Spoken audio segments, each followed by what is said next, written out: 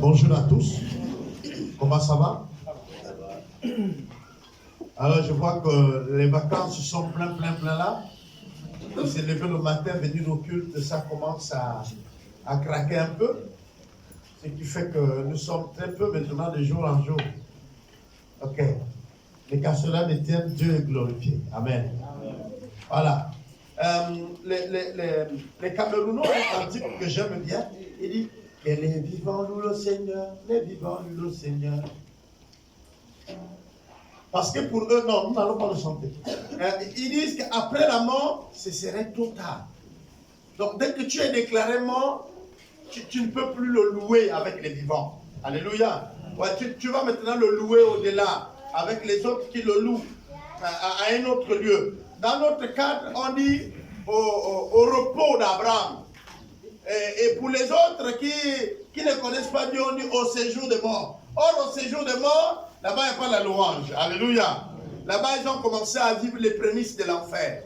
Ça souffre là-bas. Et personne ne souhaite l'autre aller là-bas. Vous savez, la vie sur terre, elle est trompeuse. Parfois, c'est un constat.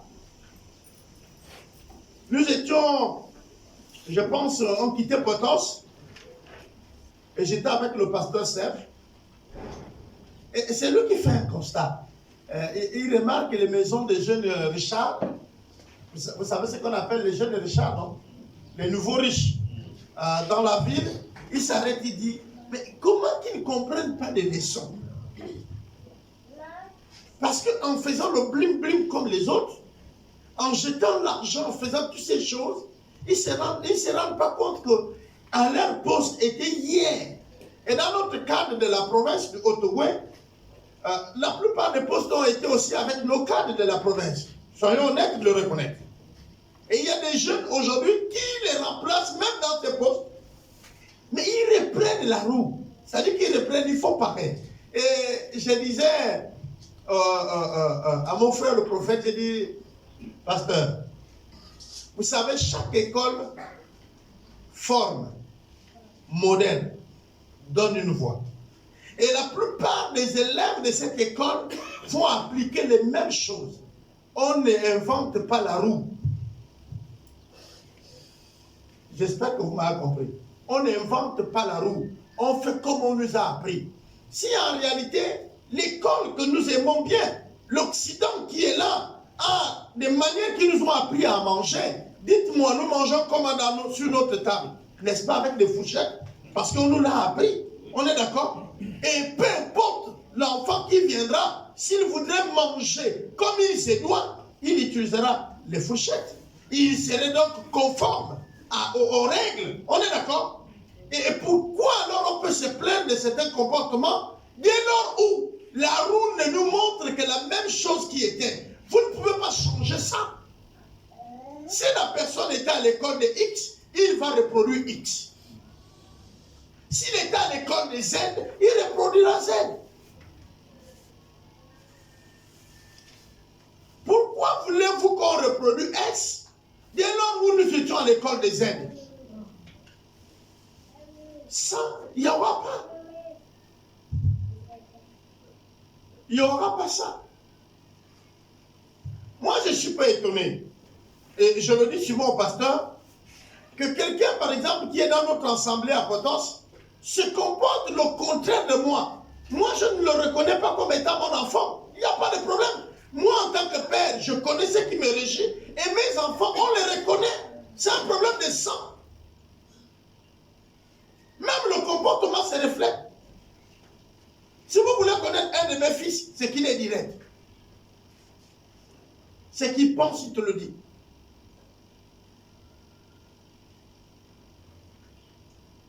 Ça va faire mal. Il t'a dit la vérité et puis bon, on règle.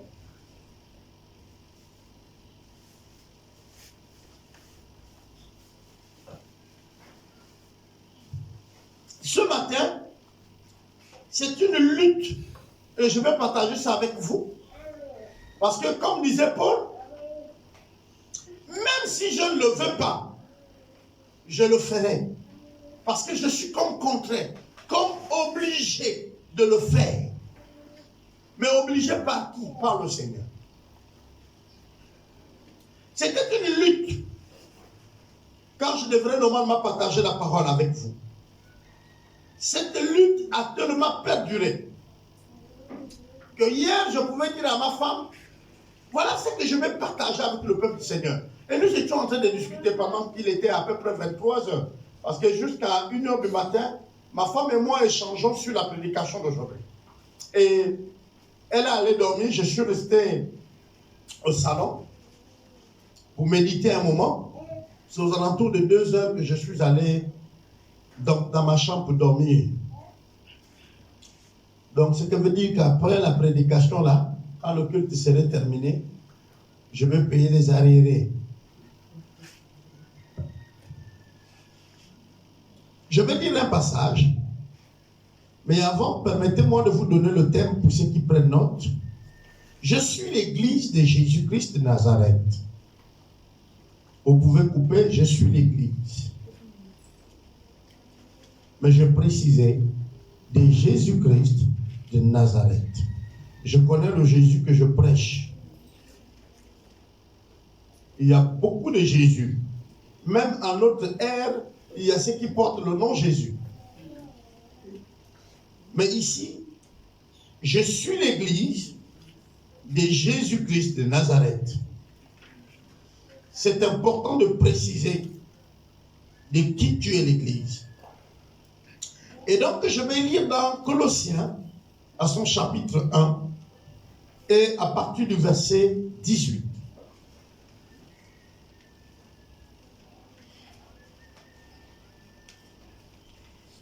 Nous lirons à partir du 20. Je vais commencer la lecture à 17, mais c'est le verset 18 jusqu'à 20 qui nous intéresse. Colossiens.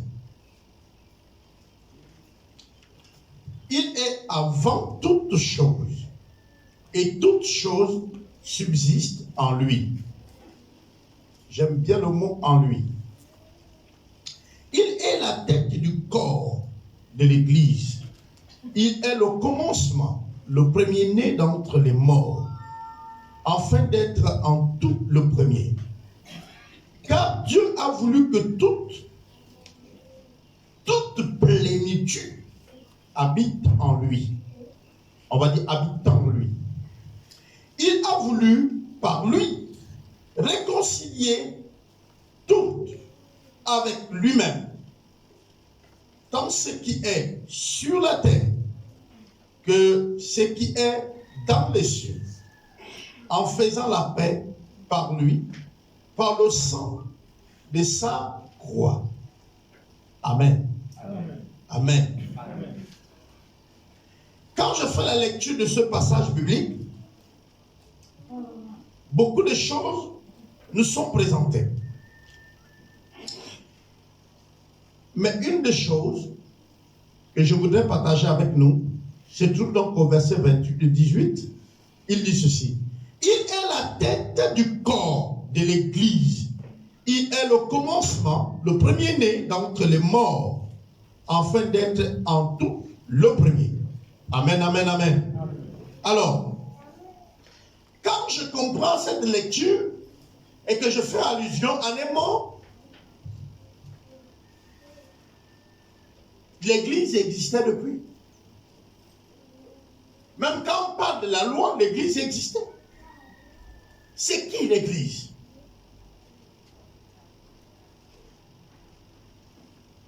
L'Église, c'est qui?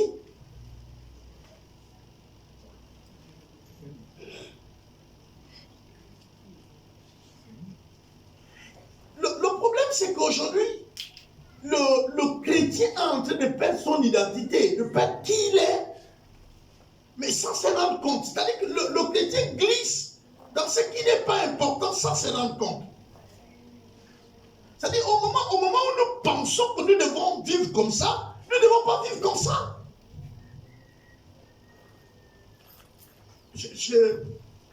Je vous assure qu'il y a des moments où je dis Seigneur, je ne veux pas réfléchir.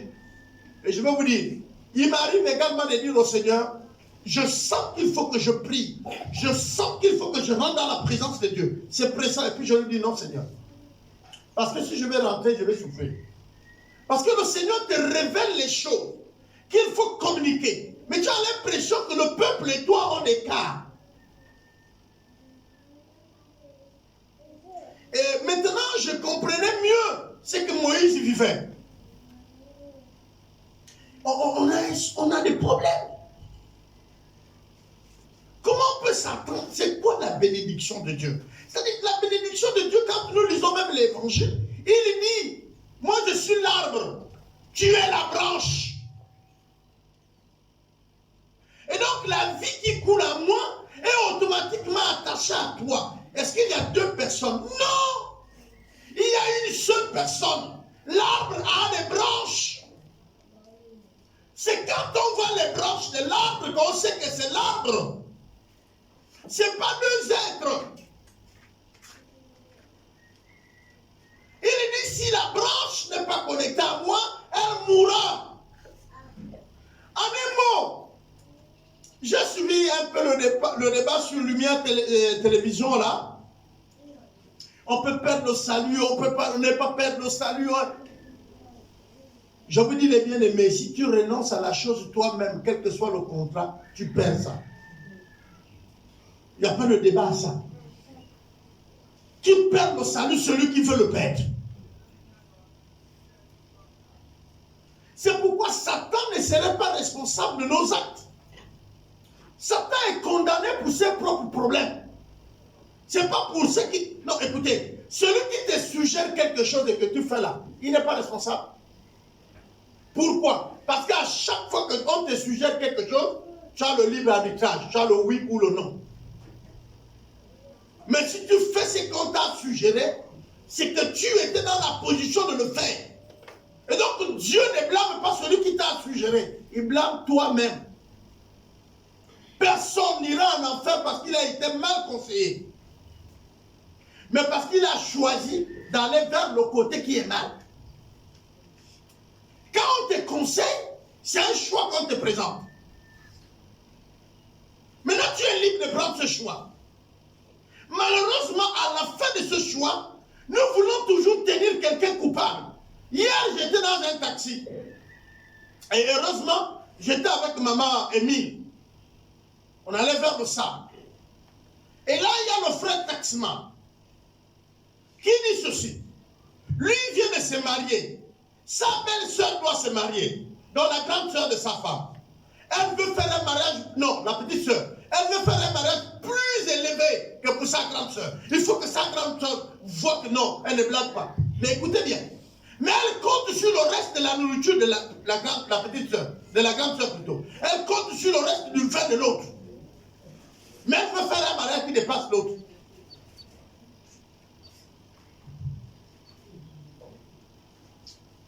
Écoutez-moi bien. Bien aimé, quand nous on se lève là pour vous parler, vous ne savez pas la responsabilité qu'on a. Il y a des moments où vous pensez que quand nous on passe, nous sommes privilégiés parce qu'on vient prêcher. Je vous dis, c'est archi faux. Nous avons à traiter notre être 2 fois plus dur que vous. Nous avons à tenir notre être, notre maison plus solide que vous. Parce que si le diable veut vous déstabiliser, il ne vous attaquera pas. Il frappera d'abord chez moi. Combien d'entre vous pourront rester dans cette église quand ils vont savoir que j'ai volé à ce cadeau? Là-bas, ce cadeau-là, j'ai volé. On m'a attrapé.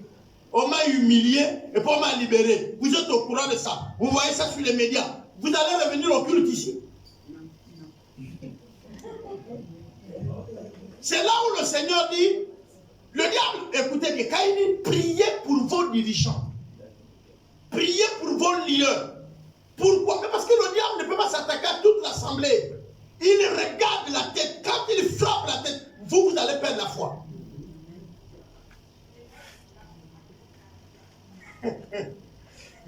Quand je vois certains, dès que toi tu commences à t'attaquer à ton leader, c'est que tu as perdu la foi. Vous savez ça?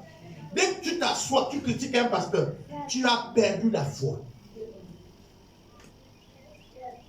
Si tu es arrivé à ce stade-là, il faut te repentir.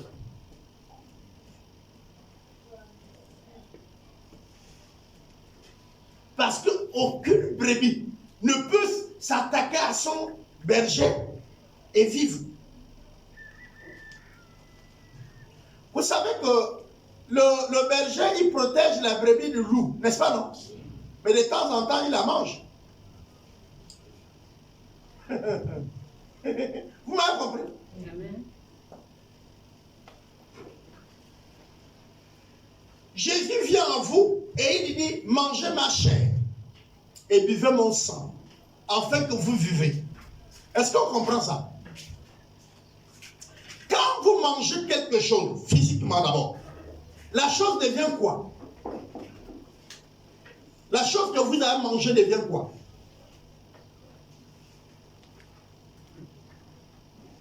Qui vient de manger la viande là devient quoi? Pour ceux qui ont fait l'école, ils vont dire là à l'intérieur, il y a des calories, hein? Et puis il y a quoi encore? Les protéines, hein, n'est-ce pas? Ok, c'est bien. Mais dès que vous avez fini de manger tout ça, ça va où? Ça va dans le corps. C'est que vous êtes en train de jeter là avec les déchets du corps. Ça vous montre encore que le corps, il sert à aller à la poubelle. Mais ce qui est important est dans le corps. Quand vous mangez par exemple les légumes, le corps, il agit comme Dieu va agir avec nous. Ce qui est important chez nous, ce n'est pas notre corps. Hey. Est-ce que vous comprenez? Amen. C'est que vous travaillez, Dieu va travailler avec vous, en vous, pour trier vos potés. Pour trier vos quoi? Hein? Il y a encore quoi? Les vitamines que vous avez, le potassium que vous avez, le calcium que vous avez. Dieu va prendre ça. Maintenant, votre corps va retourner poussière. Ah, je vais encore m'expliquer. Dieu va récupérer votre foi. Votre foi là. On dit qu'il est le consommateur de la foi. C'est ça, il prend la foi. Il voit comment cette foi devient en lui. Est-ce que vous me saisissez? Votre corps, Dieu dit, il est le temple du Saint-Esprit. Il y a un des pères de la foi qui me disait ceci. Il dit, attention Albert, ce jour-là, j'étais malade et il me conseillait. Il a dit, Albert, regarde. Tu as déjà regardé la télé? J'ai dit oui. Il dit, tu vois la bête qui amène les gens là, comment on appelle ça? Il dit le cheval. Il dit, voilà, le corps là, ça c'est ton cheval. Toi-même, tu es à l'intérieur. Tu tues le corps, tu n'as plus le cheval. Parce que c'est sur lui que tu vas annoncer l'évangile. C'est sur lui que tu vas travailler pour le Seigneur. Vous comprenez? Mais toi-même, tu es à l'intérieur. Et le jour où tu le traites mal et qu'il meurt, si tu n'as pas accompli ce que Dieu a demandé de faire, parce que tu as mal utilisé le corps et qu'il est mort avant, tu rendras compte. C'est là où la Bible dit, celui qui détruit mon temple, je le détruirai. Il fait allusion au corps. Parce que notre corps est le temple du Saint-Esprit. C'est en cette partie que nous avons la responsabilité de prendre soin. Mais prendre soin là, ce n'est pas forcément les crèmes, les quoi. Non, non, non. Il y a aussi l'alimentation. Pratiquer des exercices qui permettent à ce que votre corps se porte bien. Celui qui dort du matin jusqu'au soir, il détruit le corps. On l'appelle paresseux. Il mourra plus tôt que prévu. Il mourra même on va dire de la cécité. Il mourra de l'accomplissement. Il mourra de l'abondance. C'est ça les maladies qui vont le tuer. Vous savez l'abondance? Il a tellement mangé, il est devenu tellement gros. Et il meurt de grosseur. Parce que le gars, il ne fait rien. Il ne brûle rien. Il ne fait que consommer. Il devient une poubelle ambulante. Et il meurt. Il réduit ses artères. Son cœur travaille pour 2 ou 3 corps. Parce qu'il est devenu plus gros. Les os ne peuvent plus soulever son corps. Donc tout pèse. C'est pourquoi il va mourir vite. Or, ce qui vous amène à être gros et grosse, vous aimez ça. C'est bon sur la langue, mais ça fait mal dans le corps. Le chocolat n'est pas mauvais. Et le sucre, qui peut s'en passer. Un peu du sel en trop, c'est très, très, très conseillé. Et une tasse d'huile pour un seul œuf. Ça ne tue pas.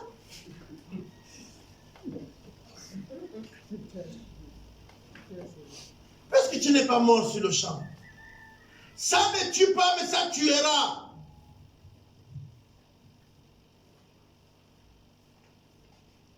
Hein? Il y a ceux-là, quand on donne le repas, ils regardent comme ça.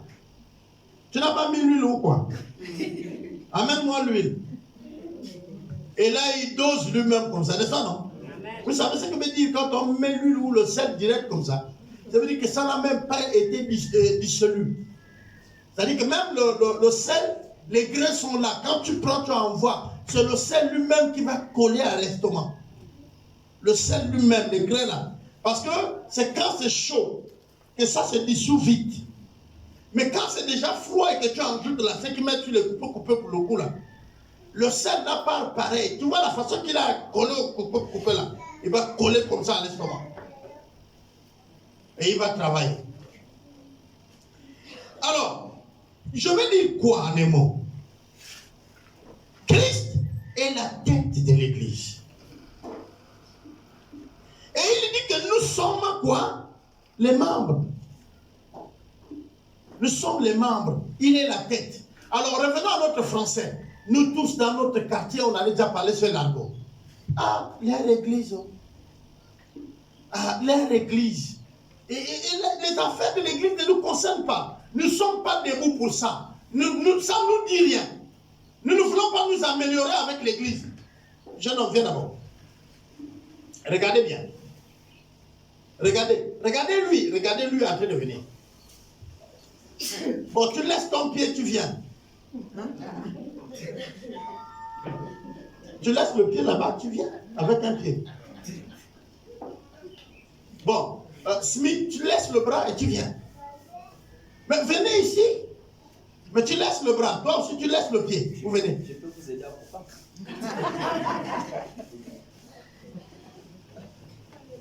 Est-ce que... Mais viens. Je te demande de venir seulement, tu laisses le bras. Tu viens. L'autre aussi fait pareil. Est-ce qu'ils ont laissé quelque chose? Non.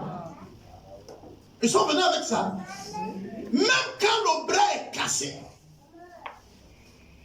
si le corps doit aller quelque part, il vient avec le bras cassé. Est-ce qu'on est d'accord? Peut-être vous ne comprenez pas encore le principe de l'église. Mais si vous êtes déjà dans l'église, qui est le corps de Christ, que vous le voulez, que vous ne le voulez pas, que vous déclarez à qui vous voulez, vous êtes membre de l'église. Allez-y vous asseoir. Il faut que vous changez votre comportement. L'église ne changera pas à cause de vous. Mais c'est vous qui allez changer. C'est le bras qui guérit. Le corps, il souffre avec le bras. Il ressent le mal du bras. Regardez bien. Tu as un bras cassé ou le pied. Qui explique où est la douleur? C'est la bouche, non? Est-ce que c'est la bouche qui est cassée? Mais pourquoi le bras lui-même ne dit pas?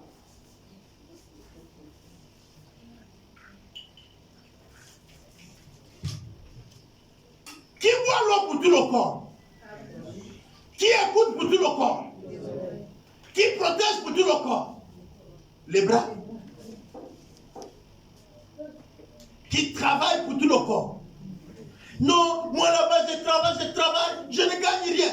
Est-ce que vous êtes sûr que si la bouche ne mange pas et que le corps ne met pas dans la bouche, le bras va se lever? Non, à un moment donné, vous pensez que vous êtes tellement important que l'église dépend de vous, vous ne faites plus rien. Mais si l'église meurt, vous mourrez. Parce que vous faites partie de l'église. Ce qui est extraordinaire est bien, parce que l'église ne mourra jamais. L'église est éternelle. L'église est le premier à sortir d'entre les morts. l'église est ressuscitée. Ouais, quand je dis l'église là, c'est nous tous qui sommes ici. Et nous sommes morts avec Christ et ressuscités avec lui. Et dans le livre d'Éphésiens, au chapitre 6, on dit, et nous sommes assis dans les lieux célestes, à la droite du Père, avec lui. Pourquoi on est toujours avec lui? Parce qu'il dit ici, je suis la tête de l'église. Et il dit, vous êtes les membres. Même Dieu n'a jamais dit, l'église c'est moi seul. Hein? Dieu n'a jamais dit que l'église c'est moi seul. Dieu dit, je suis la tête. Et vous êtes les membres de l'église. Est-ce que tu te reconnais dans le corps de Christ? Sinon, vis ta vie païenne pleinement. Vous savez, la prison fait mal quand tu es condamné pour une faute que tu n'as pas commise. Tout le temps, tu vas écrire pour demander qu'on te relâche, n'est-ce pas, non? Mais quand tu sais que c'est toi qui as fait ça, la prison est beau. Tu arrives là-bas, tu te relâches, parce que c'est toi qui as commis le crime. Si tu es même conscient, tu peux dire non, je mérite aussi ce que j'ai fait là. On appelle ça se repentir. On est d'accord? Non, je mérite aussi ce que j'ai fait là. Qu'est-ce qui se passe avec nous, les bien-aimés? Qu'est-ce qui se passe avec nous? On a quel souci?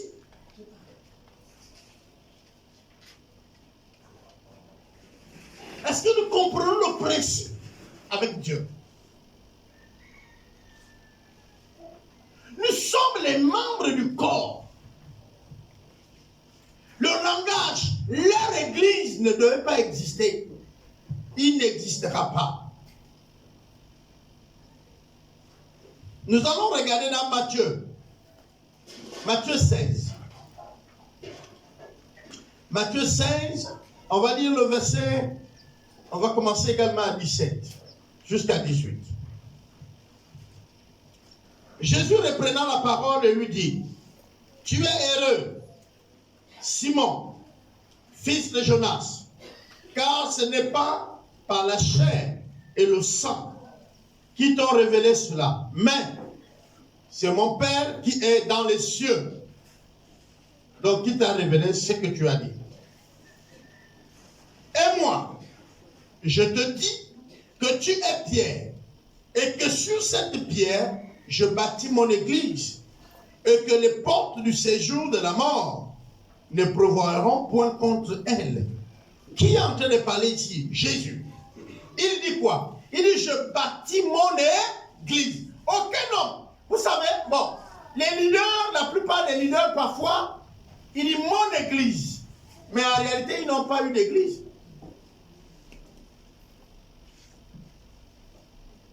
Aucun homme n'a créé l'église sur la terre. Aucun. Je mets au défi celui qui viendra me dire qu'il a une église, qu'il a créé une église ou qu'il a amené à l'existence une église. Alors je vais appeler ça un commerce. C'est son business. C'est son affaire. L'église n'appartient pas au leader que Dieu a donné le fardeau. Non. La première histoire que nous voyons ici, quand Dieu a introduit le nom église, il dit à Pierre, je bâtis mon église. Qui bâtit l'église? C'est Christ. Et il s'est choisi un homme qui s'appelle qui? Est-ce que Pierre lui-même est dans l'église? Hein? Mais il donne la responsabilité de l'église. C'est pourquoi il dit sur toi, je bâtis. Ça veut dire que je t'établis. Je te donne mandat. Pierre n'est pas parfait. Quand vous allez lire le chapitre, nous sommes en train de lire ici le chapitre 16. Mais vers la fin du livre de Matthieu, vous allez voir le Pierre là nier Jésus. C'est après que Jésus lui a dit, je bâtis mon église sur toi. Lui il vient nier. Ah, on est ensemble. Jésus lui dit, mon Père t'a révélé ces choses. C'est-à-dire que Pierre reçoit même la révélation.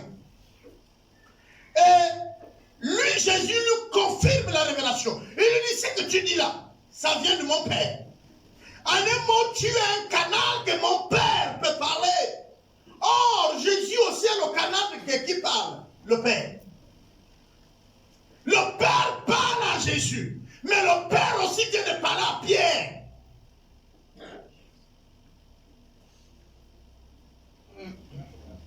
Le Père dit à Pierre, celui qui est à côté de toi, c'est lui l'Église. Et il dit à Jésus, c'est moi qui viens de lui communiquer. Regardez ce qui se passe. Le Père vient, il parle à Jésus et il parle à Pierre. Il parle aux deux, le Père, sans intermédiaire. Pierre parle sans comprendre peut-être comment.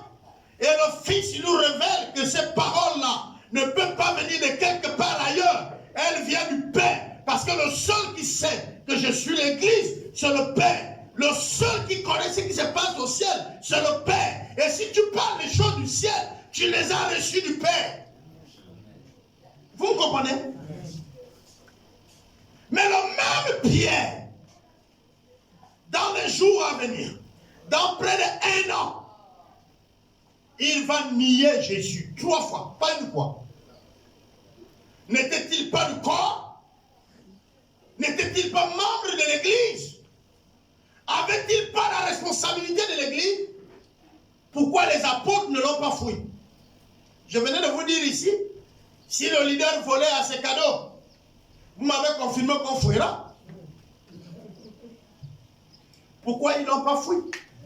Mais parce qu'ils savent que Pierre est un homme qui est appelé aussi à commettre des gaffes.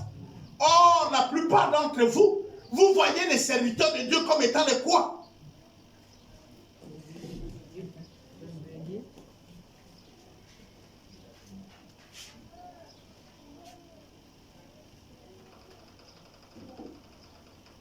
Seulement, combien prie pour eux pour que ça n'arrive pas? Si le diable t'a tenté 2 fois dans la semaine, toi, le membre de l'église, vous savez, votre leader est en permanence. Si toi, tu as eu 2 tentatives, lui, c'est en permanence parce qu'il sait que s'il frappe la tête, il est écrit que les brebis fouilleront.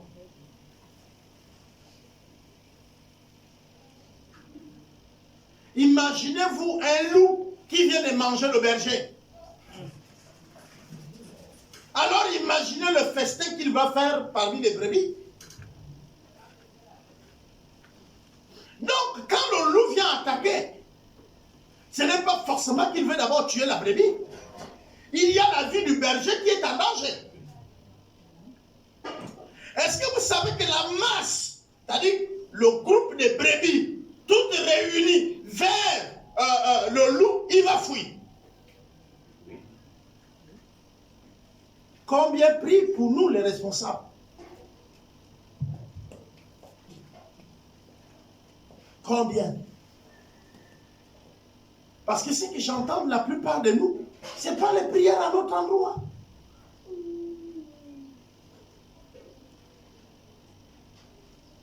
Parce qu'en réalité, on ne peut pas, et ça je vous le dis, à moins que vous me prouvez le contraire, on ne peut pas critiquer celui qu'on prie pour lui. Dans ma marche avec le Seigneur, quand il m'apprend à échanger des critiques en bien, il m'a appris à prier pour les gens, même que j'avais des problèmes pour eux. C'est pourquoi le Seigneur dit, priez pour vos ennemis. Quand vous allez commencer à prier pour vos ennemis, vous n'allez pas les critiquer. Parce que dans votre prière, vous souhaitez quoi? Quand vous venez auprès de Dieu, est-ce que vous comprenez? Vous souhaitez quoi? Qu'ils se convertissent, n'est-ce pas non?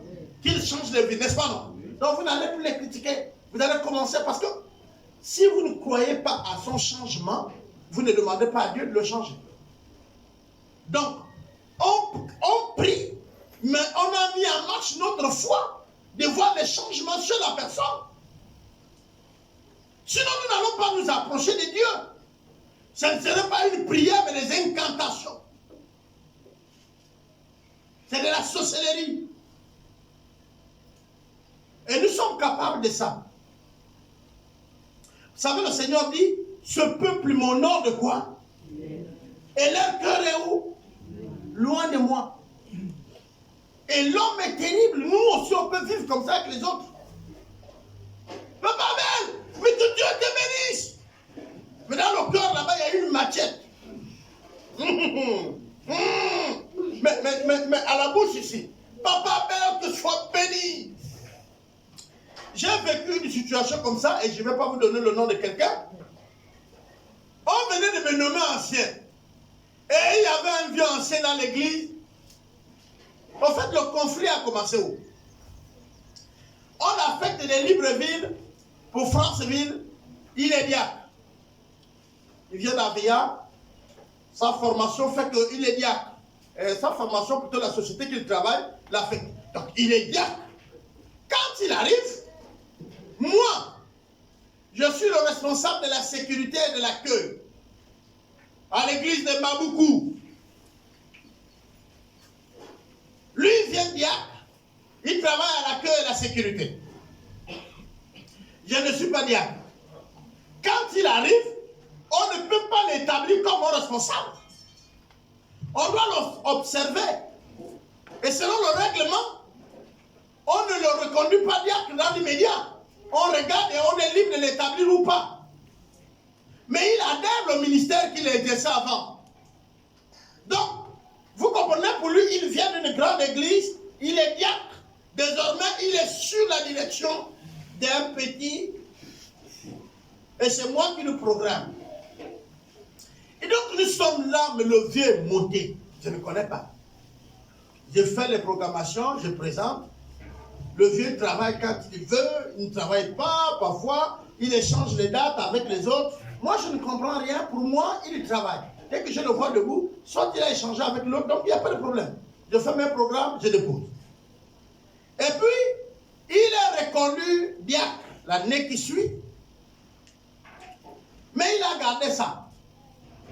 Quand il est reconnu diacre, mes responsabilités faisaient que je ne suis plus à Franceville à tout moment. Donc, on le nomme responsable de la sécurité. Et moi, je pars comme étant un missionnaire. Donc, je suis dans les villages, les villes, pour le raison même du service. Là, à cette époque, je travaillais avec certains. Donc, je suis plus très stable. Mais lui, il a gardé ça.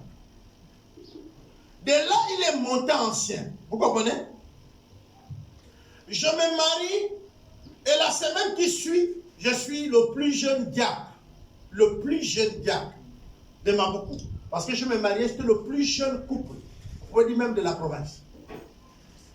J'avais mes 22 ans et ma femme avait ses 18 ans pile. Alors là, et pourtant, on va le voir vraiment, il est en train de travailler mal mauvais pour notre mariage. Il coupe les palmiers, il fit. Je vous dis, il mouille le maillot. Or, son cœur n'est pas avec nous.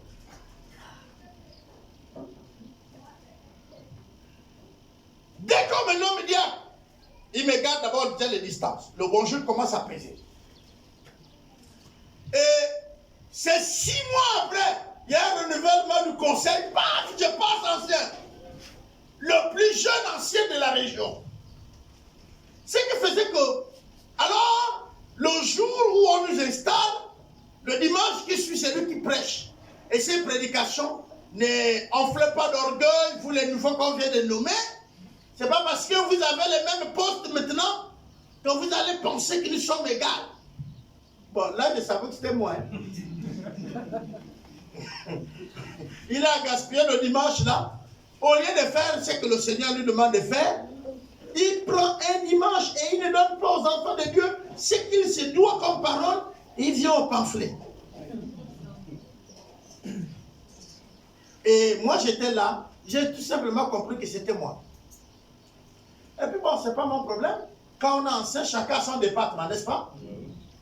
Et puis on va commencer à travailler parmi les départements.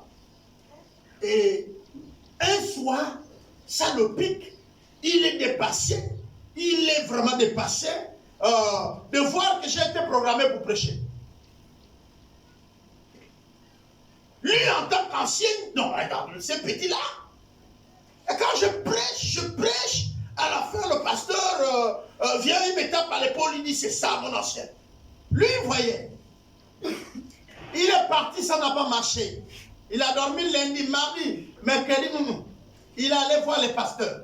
Et à l'époque, nous en avons 3 à Maboukou. C'est-à-dire le pasteur local, le pasteur adjoint et Olcom.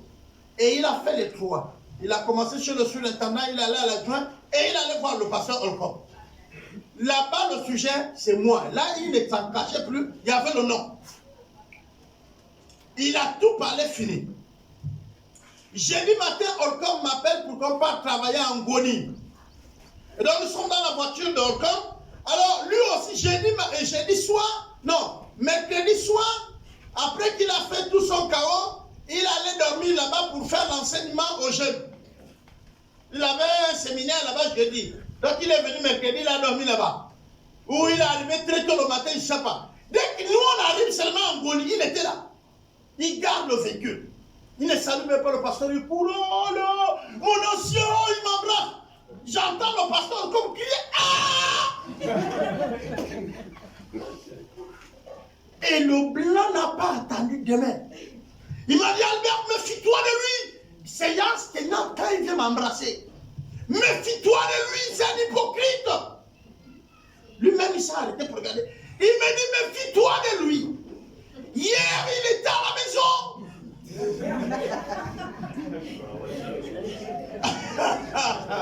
Oh, comme ne parlait pas de chemin. Il a dit, il était à la maison. La haine concernant les hommes de Dieu qui prêchent la vérité n'a pas commencé aujourd'hui. Elle vient des profondeurs des enfers. Et même quand j'ai connu ça dans mon ministère, je sais que tous ceux qui s'opposent ne s'opposaient pas à moi mais à Jésus.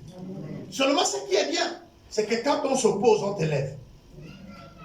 C'est pourquoi je vous ai dit, la haine de ceux qui avaient leur haine pour moi m'a élevé. Ça fait connaître qu'au Gabon, mon nom est connu de partout.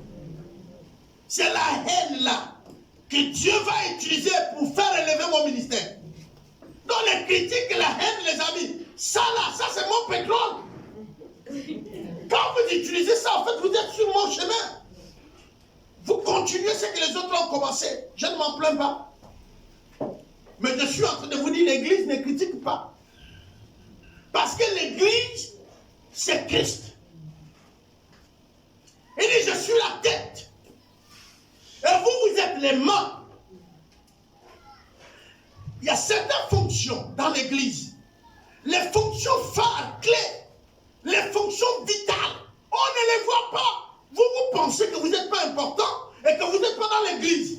S'il vous plaît, là je vais demander maintenant à une sœur. Une sœur peut se lever, hein? Si elle veut, oui, je vais désigner.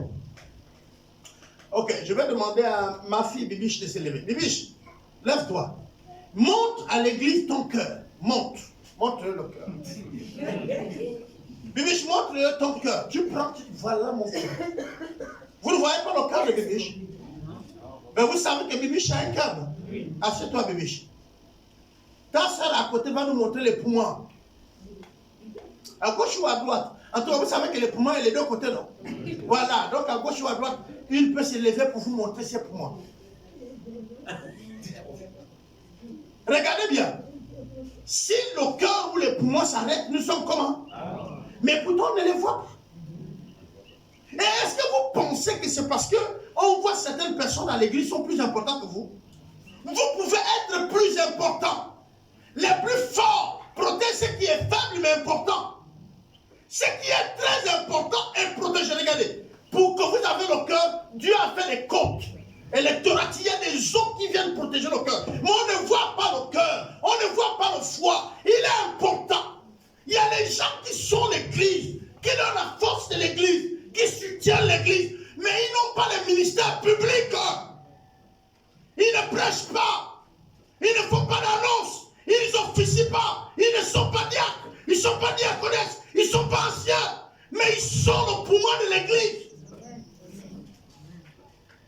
Il faut que tu connais ta place. Tous les jours, tu te susceptibles.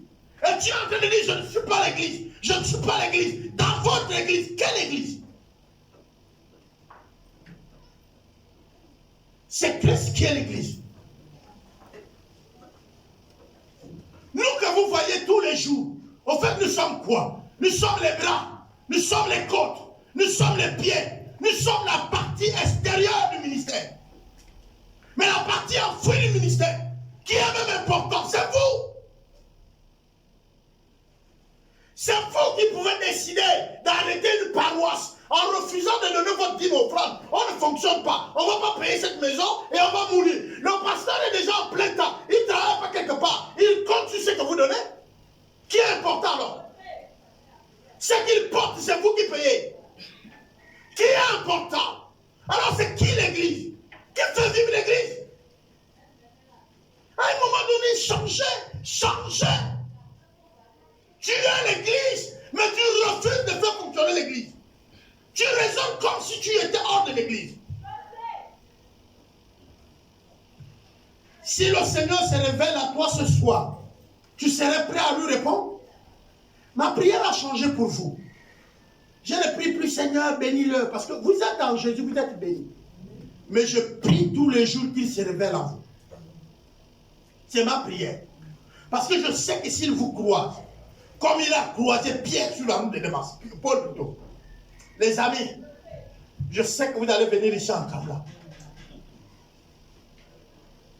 Je sais que ce jour-là, vous allez reconnaître que vous êtes l'église. Vous êtes toujours exclus dans l'œuvre du Seigneur. Mais le Seigneur va utiliser la même mesure que toi. Quand il nourrit son corps, il t'exclut. Alors, ça là, je vais prendre un exemple. Il y a un fou là qui a beaucoup de bagues là. Même quand il grossit, il laisse la bague là. Le doigt, est-ce que vous comprenez? C'est dans son corps, mais il souffre, la partie là souffre. La partie là, du doigt ici et en bas, a un lien au milieu. Ce qui fait que le sang ne circule plus très bien dans les deux parties. Et il va arriver à un moment où le doigt ne va plus bien fonctionner. Et il serait même prêt à se couper. Et beaucoup d'entre vous sont dans le corps. Mais leur manière de vivre, leur parler, leur comportement, leur étreindre. Et ils ne se nourrissent pas bien. Mais si vous continuez à nier que vous êtes du corps, Christ ne ferait que l'obliger de vous ôter du corps. Parce que Christ ne force pas à quelqu'un de faire la chose. Il ne vous forcera pas de soutenir son corps si vous ne voulez pas. C'est un bon gentleman, Christ. Il vient vers toi et il lui demande. Il va toujours te dire, je mets devant toi la vie et la mort. Choisis la vie. Vous avez déjà lu ce passage? Il dit, choisis la vie afin que tu vis longtemps. Malheureusement, tu peux choisir la mort. Il y a beaucoup de débats. Le salut, on peut perdre. J'aimerais vous terminer ici en disant, si tu le veux, tu perds le salut. C'est si tu le veux, toi-même. On dit, il y a une graine qui est tombée dans une bonne terre. Seulement, il y avait des épines autour de la terre. Elle va bien pousser du bas parce qu'elle n'a pas encore atteint le stade des épines. Mais quand elle arrive au stade des épines, les épines vont l'étouffer. Et la graine va mourir. Les épines, ici on a dit, c'est les soucis de la vie. Au détriment de l'œuvre de Dieu, vous avez embrassé beaucoup de soucis. Or, le Seigneur dit ceci. Il dit, mets-moi à la première place. Et tu verras que ceci serait quoi? Arrangé. C'est Christ qui peut vous débarrasser de tout ce qui vous accepte. C'est Christ qui peut changer votre vie en un clin d'œil. Les amis, quand je parle du changement fait par Christ, je connais. Je ne parle pas de quelqu'un d'autre. Je parle de moi-même. Est-ce que vous savez qui j'étais? Vous êtes avec moi. Est-ce que vous vous renseignez même de sur quoi? Moi, si j'arrête avec Christ, vous n'allez même plus me reconnaître, même pas un peu. Je n'ai plus rien. Je suis tout fait de Christ. Un jeune homme de la rue que Christ prend. Je ne vous prêche pas un Jésus que je ne connais pas. Je ne vous dis pas les choses que lui n'est pas capable de faire. La preuve, c'est que beaucoup d'entre vous m'ont mis à la Roche-Croix, à la formation pour les choses extérieures. Mais je vous dis que Christ est plus que ça. S'il prend un déchet de la société, c'est-à-dire quelqu'un même que l'école, les systèmes du monde ont déjà jeté, il l'amène à un stade où vous l'appelez humain. Vous parlez de l'argent. Qui vous a dit que Christ ne donne pas l'argent? Qui vous a dit ça? Mais quand il dit que chaque jour suffit sa peine, ça veut dire quoi? Ça veut dire que chaque jour, tu auras ce dont tu auras besoin. Chaque jour. Et il dit au peuple d'Israël, la manne là, que vous avez mangé aujourd'hui, terminé. En fait, il veut dire quoi? Il veut dire, demain, prends soin de demain. Je ne sais pas si vous comprenez. Aujourd'hui, règle celle d'aujourd'hui. Quelqu'un qui vient vous dire que c'est chaque matin que les bontés se renouvellent. Chaque matin. Mais pour y arriver à expérimenter ça, les frères, il faut que vous arriviez à toucher le manquement un jour. Vous avez connu un manquement où tu... Le manquement. J'ai des sujets que quand vous m'entendez, vous prêchez sur ça. Parfois, vous me voyez rire, mais je connais. Le manquement. Vous avez été déjà dans le manquement où tu supplies le Seigneur pour lui dire, Seigneur, donne-moi même un travail, même si c'est 10 000 le mois. Il y a des gens qui ont déjà prié comme ça. Moi, j'ai prié le Seigneur pour qu'il me donne un travail où on me donne seulement l'huile. Que je dois mettre dans le zèle qu'il doit manger.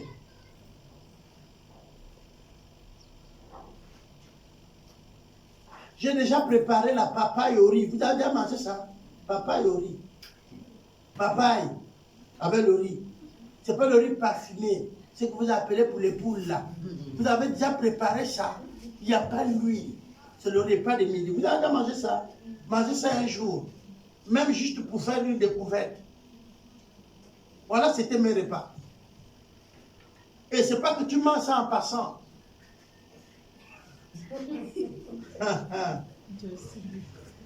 Hey. Papa Père. Papa Père. Mais j'aime bien le cantique qui dit non.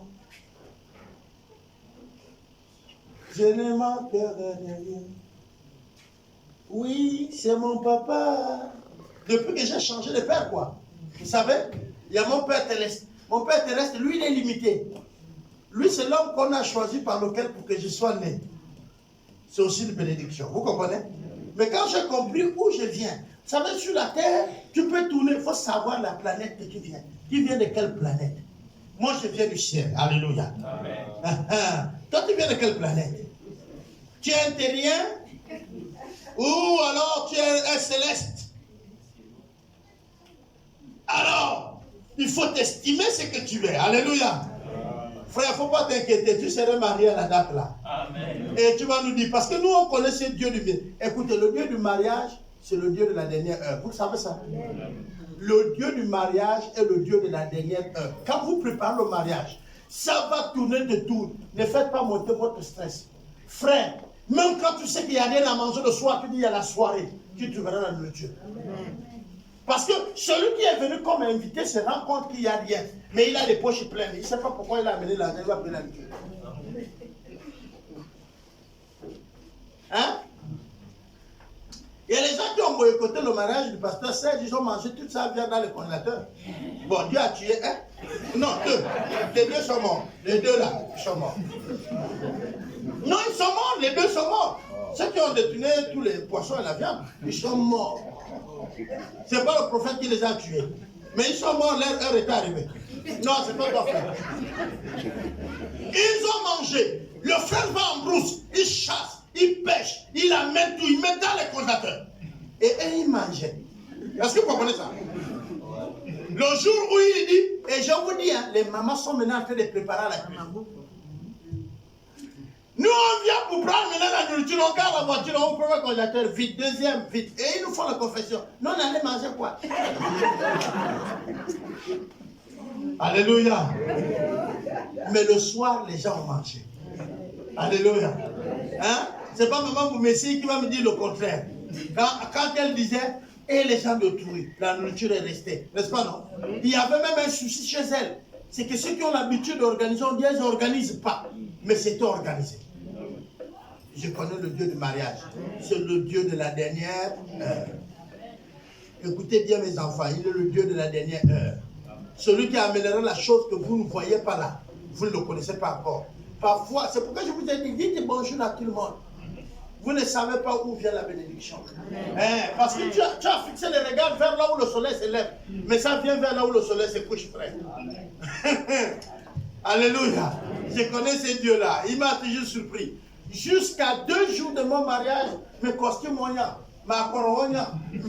Je dois me marier dans 2 jours. Je n'ai pas de chaussures, je n'ai pas de costume, je n'ai rien. Mais je vais vous expliquer une chose. J'ai mon oncle, il est douanier. Et il est encore en France pour les stages. Il est rentré dans un magasin et il a payé tout ça. Et quand il paye tout ça, ça lui dépasse. Je suis plus gros et plus. Lui, il descend avec ça. Il arrive, il voit mon petit frère Obi. Vous connaissez Obi, non? Il lui dit, petit, tiens ça. Obi prend ça, il regarde. Il dit, je vais faire quoi avec ça? Ça me dépasse. Il prend, il dépose. Je suis en train de veiller chez Oswald. Mumba. Oswald me dit, mais bien aimé, alors de mon mariage, je payais 2 costumes. J'en ai porté le noir. Mais le bleu foncé, il reste encore. Viens un peu voir. Le bas du pantalon, c'est pas porté, hein, c'est encore ouvert et tout. Je sais, c'est juste net. Costume, tout, juste. Le frère est là. J'ai dit le Dieu de la dernière minute. Donc c'est seulement 1000 francs pour replier le pantalon. Je dis là, je suis bien. Mais je vais porter dans quoi? Je vois mon petit arrive à la maison, je dis grand. On a payé, tonton a payé ça, et tout, et tout, et tout. Est-ce que, essaye. Je mets la chemise, ça passe. Je mets le costume, ça passe. Je mets le pantalon, ça passe. Dès que je mets la chaussure, c'est bien. Je dis seulement alléluia, petit, tu peux retourner, tu as accompli ce que tu es venu faire. Il est retourné à la maison, je suis resté, je suis allé, je me suis marié.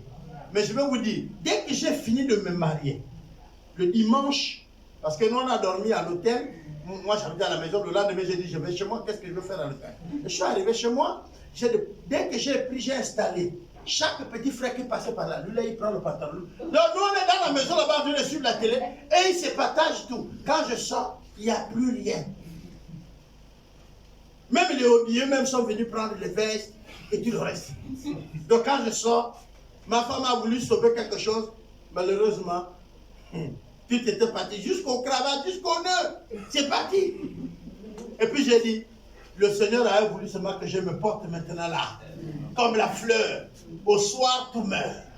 Le lendemain, tu apparaît une nouvelle fleur. C'est ça. Ça, c'est renouvelle chaque matin. Pourquoi? Les bien-aimés, vous êtes l'église. L'église du Seigneur, c'est vous. Quand vous vous voyez faible, quand vous voyez que vous avez les manquements, c'est vous que Dieu qui a créé le ciel et la terre, a posé le regard sur vous. Quand on parle de la destinée, mais les gens vont vous parler beaucoup de choses. Dieu, quand il a destiné, prédestiné, c'est écrit. Il dit, il vous a prédestiné. Au fait, il vous a prédestiné pour réussir, pour le ciel. Tout est mis en vous pour que la foi, là, vous réussissez. Il y a les gens qui vont vouloir être dans la foi. Ils vont même prier.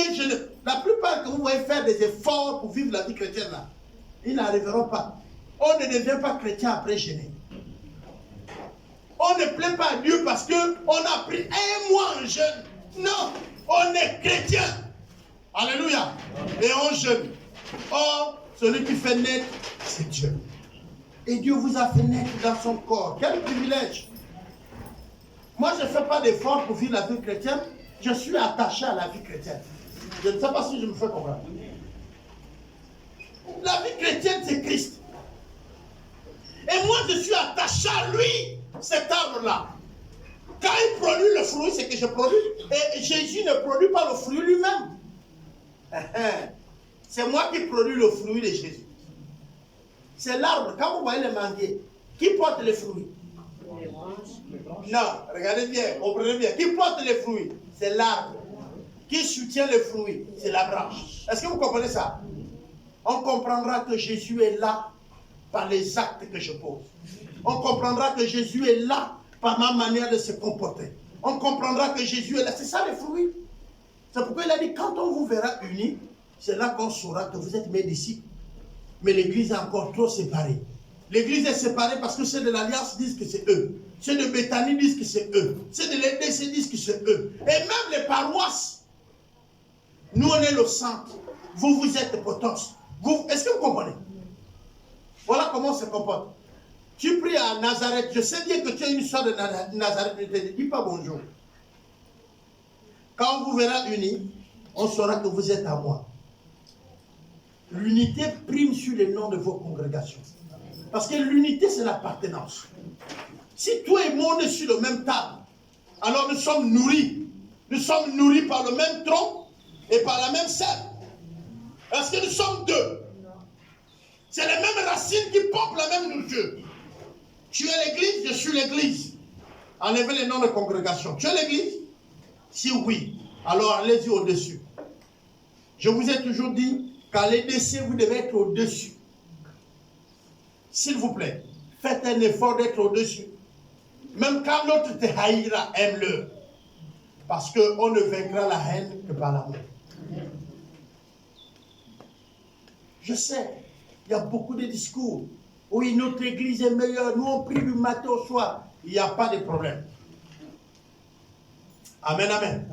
S'il y a un qui prie du matin au soir, c'est qu'il nous soutient tous. Amen.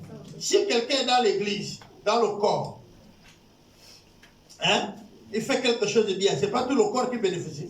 Donc, si tu vois une église qui dit nous on est les meilleurs, tu dis gloire à Dieu. Demeurer meilleur pour notre bien. Si tu es à la maison, ton enfant lave les assiettes, il est sur la maison, il fait tout. Il te dit, je te dépasse, maman. Attends, toi, tu vois quelqu'un comme ça. Tu fais quoi? Tu dors. N'est-ce pas, non? Ah, là, tu te réveilles à 10 heures, tu te laves.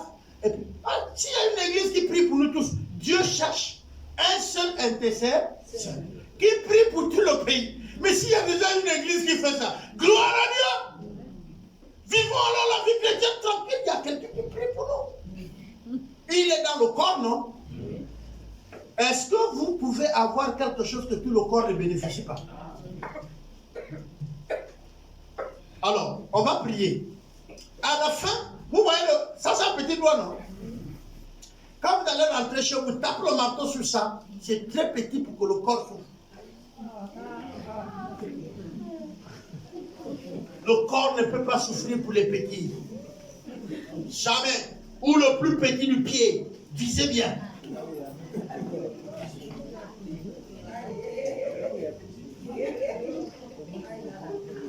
Alors, quand on vous dira que vous, les petites églises, vous comprenez là où on vous situe?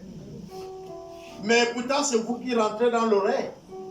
Parce que le gros doigt ne peut pas le faire. On est d'accord? C'est vous qui rentrez dans le narine. Parce que le gros doigt ne peut pas le faire.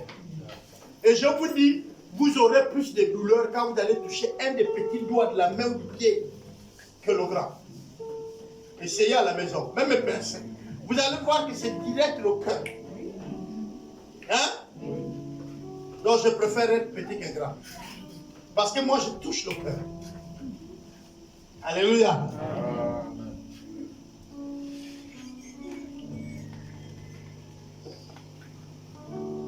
Merci Seigneur.